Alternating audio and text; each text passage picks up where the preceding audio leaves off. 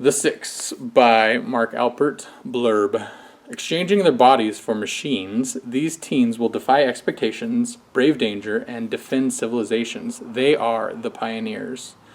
Adam's muscular dystrophy has stolen his mobility, his friends, and in less than a year it will take his life. Virtual reality games are Adam's only escape from the wheelchair. In his alternate world, he can defeat anyone. Running, jumping, scoring touchdowns, Adam is always the hero. Then an artificial intelligence program hacks into Adam's game. Created by Adam's computer genius father, Sigma has gone rogue, threatening to kill Adam and the entire human race. The only chance to stop Sigma is by using technology Adam's dad developed to digitally preserve the mind of his dying son. Along with a select group of other terminally ill teens, Adam becomes one of the six who will forfeit their failing bodies to inhabit weaponized robots. But with time running short, the six must learn to manipulate their new mechanical forms and work together to train for epic combat before Sigma destroys humanity. Part 1. The Procedure. Date March 20th, 2018. Location Unicorp Research Laboratory, Yorktown Heights, New York. My name is Sigma. This message is a warning to all government leaders and military commanders. I have the power to annihilate you. If you attack me or interfere with my plans in any way, I will exterminate the human race. I will not tolerate any threats to my operations. You must accept that you are no longer the dominant species on this planet. I'm stronger than you now. You were foolish to make me so powerful. Chapter 1. I'm watching a virtual reality program on one of my dad's computers. I wear a pair of VR goggles, a bulky headset that holds a 6-inch wide screen in front of my eyes, and on the screen I see a simulated football field. It looks like the field behind Yorktown High School, but better, nicer. Its yard lines are perfectly straight, and the simulated turf has no bare spots. That's what I love about VR programs, how you can use them to build a virtual world that's way better than ordinary reality. I created the perfect field in the perfect game. Crouched near the 50-yard line are 11 computer-animated characters who resemble the defensive squad of the Yorktown High School football team. Opposite them, 11 similar figures wear the uniforms of Lakeland High, our biggest rival. On the sideline, a dozen cheerleader characters perform their routines for the computer-animated crowd in the virtual bleachers. The tallest and prettiest cheerleader is Brittany Taylor, who scissors her long legs as she screams, "Go Yorkies!" Her green and silver uniform sparkles on the screen. My character is on the sideline too, sitting on the bench with the other players of Yorktown's offense. My avatar in this program is the quarterback, a big, muscled guy with the name Armstrong written across his broad shoulders. The VR goggles show me the quarterback's view from the virtual football field. When I turn my head to the side, the quarterback turns to the same direction. When I look down, I see his massive forearms spectacularly ripped. I choose this avatar because this is the kind of body I should have had. This is what I would have looked like if I had a normal, healthy life. Okay, maybe I'm exaggerating a little. I was a scrawny kid even before I got sick. A pale, undersized boy with mousy brown hair, but it's my program. I wrote almost every line of the software, so I'm allowed to exaggerate. There's less than a minute left in the game. Lakeland is ahead 25-21, but it's fourth down, and now they have to punt.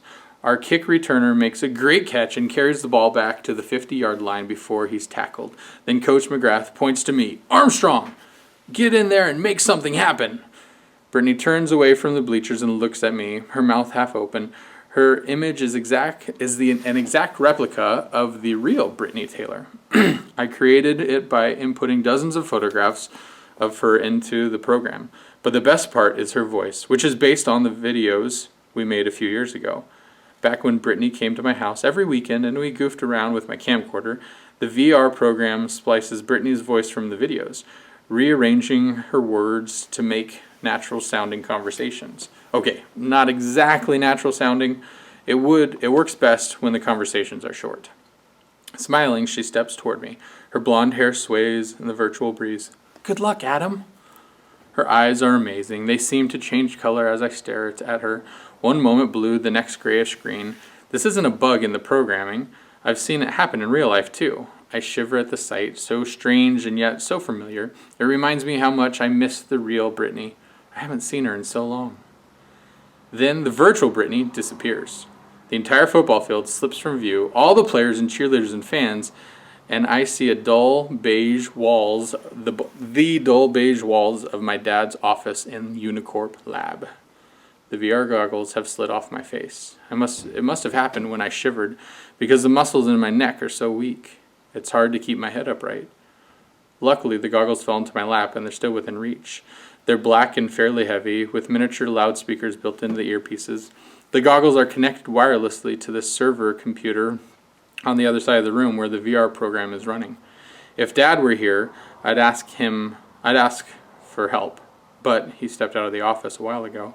Now that I think about it, he's been gone a long time, almost half an hour. He usually likes to keep an eye on me when I'm playing with the computers in his office, which are much faster than the ones we have at home. I could alert him by pressing the lifeline button that hangs from the cord around my neck, but I'm not supposed to use that thing unless it's an emergency. And besides, I'm not completely helpless. Although I can't move my left arm anymore, I have pretty good control of my right. I can still hold a fork and feed myself, and I can still surf the web and write software code. I send commands to the computer using custom-made joystick that Dad attached to the right hand armrest of my wheelchair. I lift my head from the armrest and gauge the distance to the goggles. They rest on my useless thighs, which stopped working 5 years ago when I was 12. Lowering my hand, I grasp one of the earpieces and get a firm grip. Then I raise the goggles to my face and try to slide the earpiece over my ears. It isn't easy. My hand trembles because the goggles are so heavy. The earpiece slides below my ears and down to my neck. I try again, but the trembling gets worse. I want so badly to return to the VR program and see Brittany Taylor smiling at me. I'd give anything just to see her face again. I'm breathing hard and the muscles in my chest are aching. Then, miracle of miracles, the goggles slid into place and I'm back on the football field. But instead of Brittany, I see the ruddy, weathered face of Coach McGrath on the screen. Let's go, Armstrong! Get on the field. Shotgun formation. The image of the coach is still based on photos, mostly from the online version of the school newspaper. For the sake of realism, I programmed the virtual McGrath to have the same bad temper as the Yorktown coach and the same football strategy too. He likes passing plays better than running plays, and his favorite offensive formation is the shotgun. The program uses artificial intelligence software to determine which plays McGrath will call. I got the AI software from my dad, who runs the lab that makes artificial intelligence programs for Unicorp. He's sort of famous for writing the AI program called Quiz Show, which defeated the champions of Jeopardy on TV. The only problem is that they don't always agree with the software strategy. The program doesn't care about anything but winning, and I'm more interested in having fun. I flick the wheelchair's custom joystick to the left, which moves my avatar onto the virtual field. Near the line of scrimmage, I huddle with my teammates. Almost all of them have plain, simply drawn faces. To be honest, I don't know what most of the guys on Yorktown teams, so I don't put much effort into perfecting their virtual likeness. The one exception is the fullback, Ryan Boyd, who happens to be my best friend. I tried to make the virtual Ryan look as realistic as possible, right down to the U-shaped scar on his chin. He grins as we lean in the huddle. Let me guess, he says. Coach wants the shotgun formation, right? I don't answer right away. Staring at Ryan's expertly rendered face, I remember the touch football game we used to play in my backyard. That was 10 years ago when I was just 7, when I could still run without stumbling all the time. What I loved about Ryan was that he never made fun of me when I fell flat on my face during the games. He would just pull me to my feet and say, "Come on, we're going to win this thing." The memory hurts. I wince and almost lose my goggles again. I turn away from Ryan and focus on the other Yorktown players. Yeah, McGrath wants me to pass, I say, but I'm in the mood to do some running. Let's go for the wishbone on 3. Break! The players clap and break out of the huddle. They take their places at the wishbone formation with Ryan right behind me and the 2 halfbacks behind him. Because the VR goggles are equipped with a microphone, the program hears the play I call and responds accordingly. The Lakeland defense assembles at the line of scrimmage, fronted by the 5 hefty linemen. As I crouch behind Yorktown Center, I look beyond the defensive line and pay special attention to the opposing linebackers. I thought they would spread across the field, but instead they're bunched in the middle, ready to plow into Ryan and the halfbacks. That's good. Now I know what to do. Hike, hike, hike! I yell. On the 3rd hike, the center snaps the ball to me and rushes forward. I flick the joystick to the right, putting me in position to hand the ball to Ryan, but at the last instance I shift to the left, keeping possession of the ball and veering toward the sidelines. While Ryan rams into one of the defensive linemen, the halfback follows me to the left side of the field. The simulation blurs a little as I dash across the turf, but it's still a thrill. On the virtual football field, I'm not trapped in a wheelchair. It really feels like I'm running. My chest tightens and my heart thumps, and beads of sweat slide down my neck. Yes, I'm crushing. I'm cruising. I'm tearing up the turf. Just try to stop me, suckers. My virtual halfback blocked the Lakeland linebackers, clearing a path for me along the field's left edge. The only defenseman in sight is the cornerback, who's angling toward me from the 40-yard line. But I push the joystick all the way forward and pour on the speed. My avatar can run as fast as I want. I blow past the cornerback, past the 40-yard line, past the 30. It's not really fair. The defensemen have no chance of catching up, but who cares? Like I said, it's my program. I practically fly into the end zone, then I zoom right past it. The screen of my VR goggles goes black. I've reached the edge of the simulated football field, and of course, there's nothing beyond it. Flicking the joystick to the opposite direction, I return to the field. The crowd is cheering wildly. We've beaten Lakeland 27 to 25. 27 to 25, and I'm the hero of the game. Yorktown players rush toward me, tossing their helmets in triumph, and the cheerleaders sprint to the field. Brittany Taylor cartwheels into the throng and does a couple of joyous backflips. This is the moment I've been waiting for, the climax, the payoff. I've spent 3 months writing the VR program, all just to experience this moment of victory. But something's wrong. The virtual celebration on the screen doesn't look real. I programmed the players to all high-five their teammates, but the non-stop hand-slapping looks ridiculous. And the cheerleaders won't stop doing their stunts. Brittany performs 3 more flips while leaping into the end zone and landing in front of me. "Oh, Adam," she cries. "You did it! You did it!" Yeah, thanks. "I knew you could do it. You saved the day." Her words make me grimace. The real Brittany would never say that.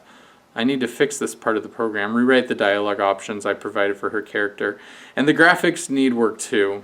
Brittany's hair is too perfect, not a single blonde strand out of place, even after that, the leaping and flipping. "You've made me so happy, Adam. I'm the happiest girl in the world right now." This is embarrassing. I can't believe I wrote those lines. I say nothing in response, but the virtual Brittany doesn't notice my silence. She keeps blurting the stupid things I programmed her to say. "I love you, Adam, and I want to be with you forever."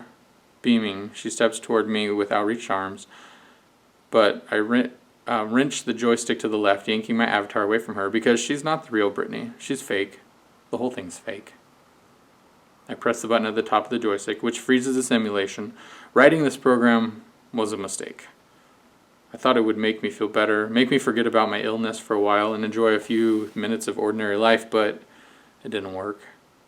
The program is just stupid and fake and pathetic. A question appears on the screen, superimposed over Brittany's motionless face. "Do you wish to exit the program? Yes or no?"